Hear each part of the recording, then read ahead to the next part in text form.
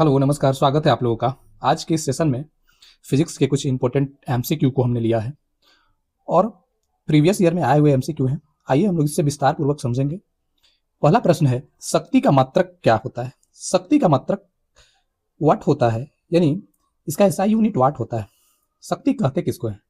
यानी कोई कार्य करता है तो उसमें जो ऊर्जा का संचरण होता है या संचरित होती है उसे हम लोग शक्ति कहते हैं, यानी पावर बराबर W/T, जो हम यहाँ पे उल्लेखित किए हुए हैं। तो इसका एसआई मात्रक वोल्ट होता है। तो इसका एसआई मात्रक क्या होता है?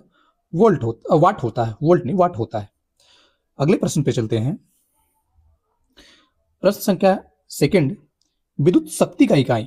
यहाँ पे प्रश्न बदल चुका है। उस समय शक्ति का यूनिट पूछ रहा था, अब विद्युत शक्ति का यूनिट पूछा है। तो विद्युत शक्ति का यूनिट क्या होता है? विद्युत शक्ति का यूनिट भी वाट होता है। ये ऑप्शन थोड़ा सा गलत हुआ है, ये विट नहीं वाट होता है। विद्युत शक्ति और शक्ति दोनों का वाट होता है और वाट को हम लोग जूल प्रति सेकंड के नाम से जूल प्रति सेकंड में व्यक्त करते हैं, यानी जूल प्रति सेकंड से भी लिखा जा सकता है। अगले प्रश्न पे चलते हैं। बल का मात्रक क्या है? बल का एसआई यूनिट न्यूटन होता है। बल कहते किसको है, इस बात को ध्यान से समझिएगा। बल, जब किसी वस्तु पे बल लग रहा है तो उस वस्तु का जो द्रव्यमान है, यानी ये 1 केजी या 5 केजी या 10 केजी का होगा, तथा उससे उत्पन्न, यानी जब बल लगाने के बाद जब ये लड़का बल लगा रहा है इस पे, इसमें जो मास है यानी जो द्रव्यमान है, उससे जो बल लगने के बाद जो उत्पन्न त्वरण जो है वो गुणनफल हो जाएगा, गुना हो जाएगा, और वही गुणनफल बल हो जाएगा। यानी एफ बराबर हम लोग m इंटू ए के नाम से जानते हैं। यानी m से मास यानी द्रव्यमान हो गया और a से एक्सीलरेशन यानी त्वरण हो गया। न्यूटन को हम लोग व्यक्त करते हैं केजी मीटर प्रति सेकंड स्क्वायर से भी हम लोग व्यक्त करते हैं, तो ये जरूर याद रख लीजिएगा। अगले प्रश्न पे चलते हैं। प्रश्न है, कार्य का एसआई मात्रक क्या होता है? कार्य का एसआई मात्रक जूल होता है। इसका सही उत्तर ऑप्शन नंबर ए हो जाएगा। कार्य कहते किसको है? क्योंकि जब किसी वस्तु पे बल लगाकर विस्थापन उत्पन्न किया जाता है, यानी कार्य का एक सिंपल उदाहरण होता है। अगर आप किसी भी वस्तु पे बल लगाते हैं, अगर उसमें डिस्प्लेसमेंट यानी विस्थापन उत्पन्न नहीं हुआ तो वो कार्य माना नहीं जाएगा। इसीलिए विस्थापन उत्पन्न होना जरूरी है। और जब बल लगता है, यानी बल लगने के बाद जब डिस्प्लेसमेंट में चेंजेज होता है, उसी को तो हम बल कहते हैं। बल का जो एसआई मात्रक है ये जूल होता है। ये यूपी पीसीएस के प्री में पूछा हुआ क्वेश्चन है। अगले प्रश्न पे चलते हैं। प्रश्न संख्या, आवृत्ति को किसमें मापा जाता है? आवृत्ति को हम लोग हर्ट्ज में मापते हैं। इसका सही उत्तर ऑप्शन नंबर ए हो जाएगा। आप स्क्रीन पे फ्रीक्वेंसी को देख सकते हैं, इसको हम लोग हर्ट्ज में मापते हैं। और एक फ्रीक्वेंसी यानी तरंग दर की जब दूरी हम लोग मापते हैं तो ये इसके बीच के, जब आप देखेंगे फ्रीक्वेंसी, आने वाले जो क्वेश्चन है, आने वाले चैप्टर में आगे फ्रीक्वेंसी स्पेशल आएगा, उस पर हम लोग क्लास में देखेंगे। अगले प्रश्न पे चलते हैं। सेम प्रश्न है, हर्ट्ज को क्या में मापा जाता है? तो ये आवृत्ति में मापा जाता है। इंपॉर्टेंट प्रश्न है। प्रकाश वर्ष इकाई है। प्रकाश वर्ष किसकी इकाई है? तो प्रकाश वर्ष के बारे में जब हम लोग चर्चा करेंगे तो प्रकाश वर्ष दूरी की इकाई है, यानी ऑप्शन नंबर ए सही उत्तर हो जाएगा। अब ये दूरी होता क्या है?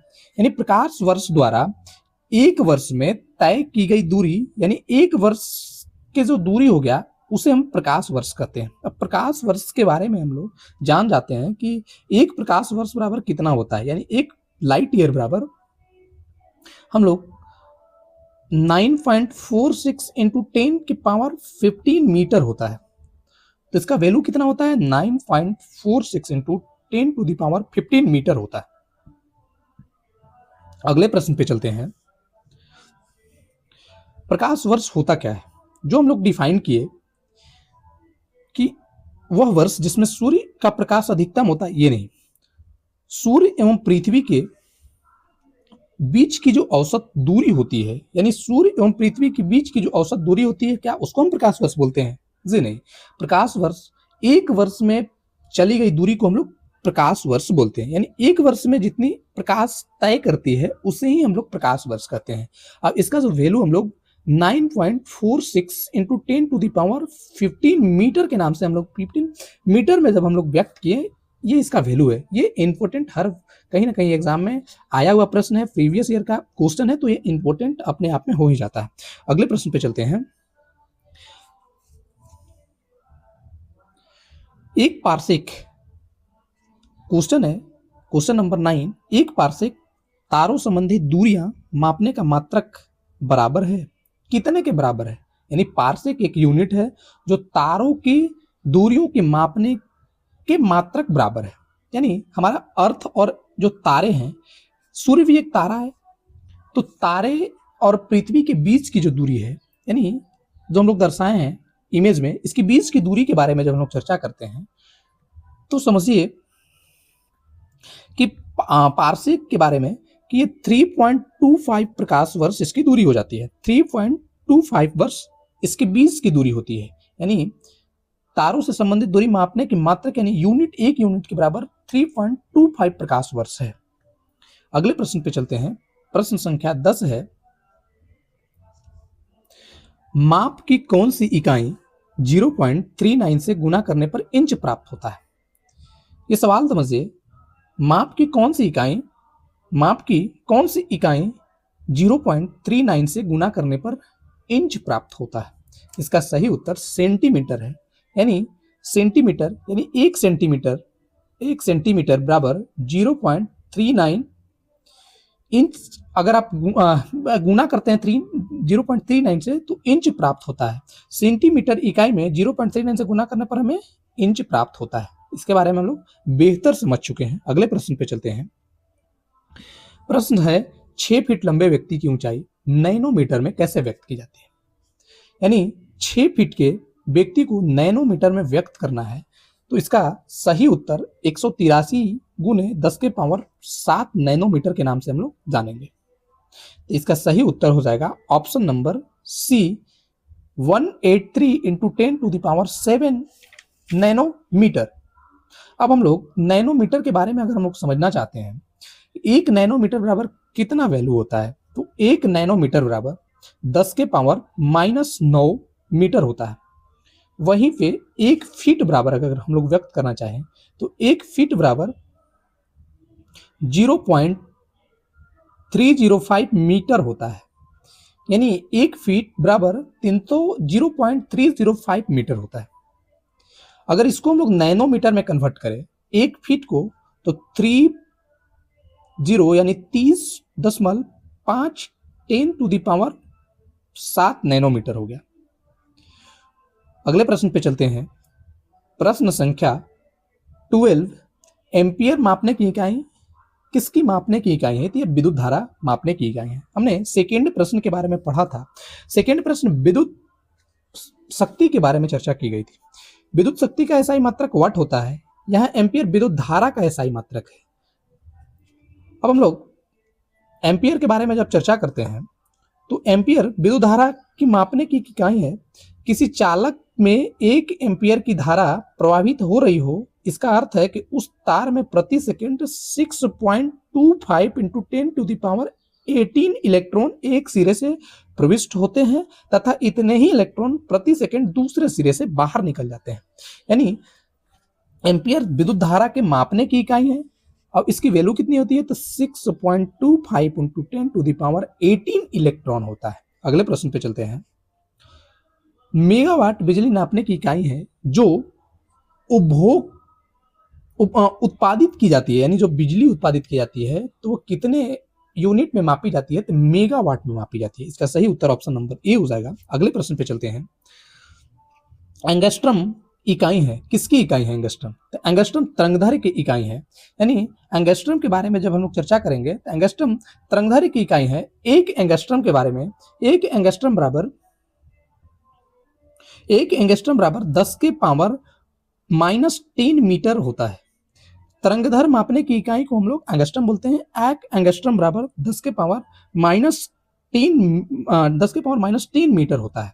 अगले प्रश्न पे चलते हैं। प्रश्न संख्या 15 है। 1 हॉर्स पावर में कितने वाट होता है? 1 हॉर्स पावर में कितने वाट होता है? तो 1 हॉर्स पावर में 746 वाट होता है। 746 वाट होता है। यानी अगर एक्चुअल में माना जाए तो 1 हॉर्स पावर बराबर 745.7 वाट होता है। इसका सही उत्तर ऑप्शन नंबर सी हो जाएगा। अगले प्रश्न पे चलते हैं। जूल ऊर्जा से संबंधित है, उसी प्रकार से पास्कल किससे संबंधित है? यानी जूल के बारे में चर्चा किया जाता है कि ये ऊर्जा का एसआई मात्रक है। जूल कार्य का भी एसआई मात्रक है और जूल ऊर्जा का भी एसआई मात्रक है। उसी प्रकार से पास्कल जो है वो दाब यानी दबाव का एसआई मात्रक है।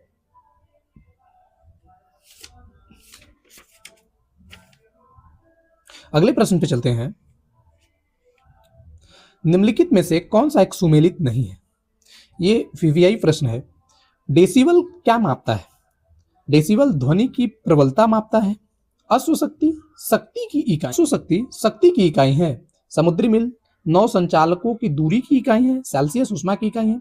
इसका सही उत्तर ऑप्शन नंबर डी हो जाएगा। सेल्सियस ऊष्मा की इकाई नहीं है। ऊष्मा की इकाई के बारे में, क्योंकि सेल्सियस ताप की इकाई है, यानी सेल्सियस ताप मापने का मात्रक है। हीट को हम लोग कैलोरी में मापते हैं, तो इसका सही उत्तर ऑप्शन नंबर डी हो जाएगा। ध्वनि को हम लोग, प्रबलता को हम लोग डेसिबल में मापते हैं। अश्वशक्ति यानी शक्ति का इकाई यूनिट है और समुद्री मील जो है नौ संचालकों की दूरी का इकाई है। अगले प्रश्न पे चलते हैं। प्रश्न संख्या 18 है। निम्नलिखित में से कौन सी एक ऊष्मा का इकाई नहीं है? ऊष्मा का इकाई नहीं है। कैलोरी, ये हीट यानी ऊष्मा का इकाई हो। कैलोरी, किलो कैलोरी के बारे में हम लोग चर्चा करते हैं, तो ये किलो कैलोरी भी ऊष्मा की एक यूनिट ही है। किलो जूल ऊर्जा ऊष्मा की यूनिट है, लेकिन वाट शक्ति की इकाई है। वाट विद्युत शक्ति की इकाई होती है, लेकिन ऊष्मा की इकाई नहीं होती है। अगले प्रश्न पे चलते हैं। ऊष्मा का इकाई निम्नलिखित में से कौन सा नहीं है? सेंटीग्रेड, कैलोरी, अर्ग या जूल? सेंटीग्रेड के बारे में चर्चा करेंगे तो सेंटीग्रेड जो है वो तापमान को मापता है, ऊष्मा को नहीं मापता है। और कैलोरी ऊष्मा को मापता है, अर्ग भी ऊष्मा को ही मापता है और जूल भी ऊष्मा की इकाई यूनिट है। अगले प्रश्न पे चलते हैं।